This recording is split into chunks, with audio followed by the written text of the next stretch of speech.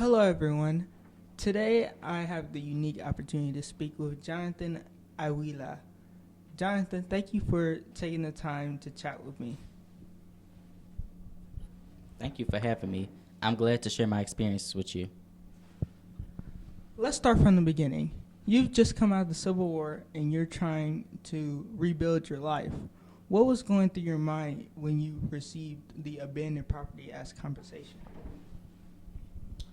It was like a gift from heaven.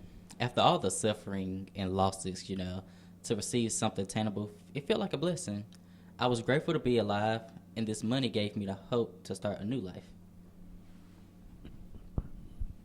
That's very insightful. However, the calm of restoration quickly turns into chaos with the robbery. Can you describe that moment when the robbers confronted you? Yeah, so it was very terrifying for me. One moment, I was celebrating my survival, and the next, I was faced with danger. The men were armed, and par- the anger was just, a lot. More than the fear of losing my money, and I feared for my family's safety. My priority was to keep them unharmed. Can you compose during that encounter is very remarkable. How did you manage to stay calm under such pressure? So I've learned, like, in a moment of crisis, panicking serves no one.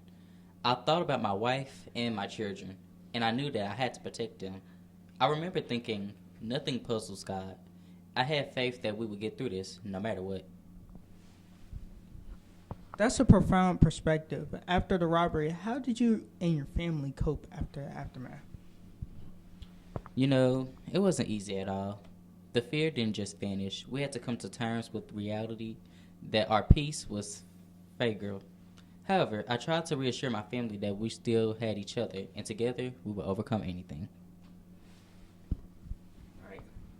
You face such a significant loss, yet to regard as a temporary setback. What motivates you to keep going despite these challenges? Hope. Hope is really what drives me.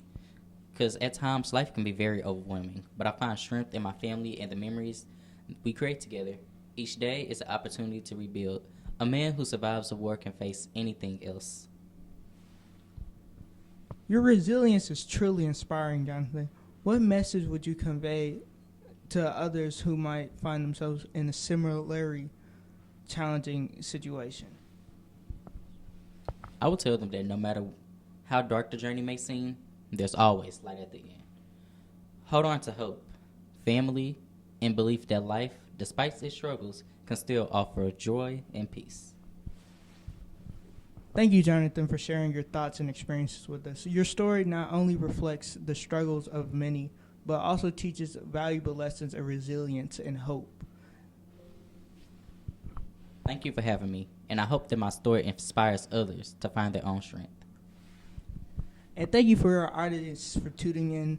Let us all carry Jonathan's words and hope and resilience with us and navigate our own challenges. Until next time.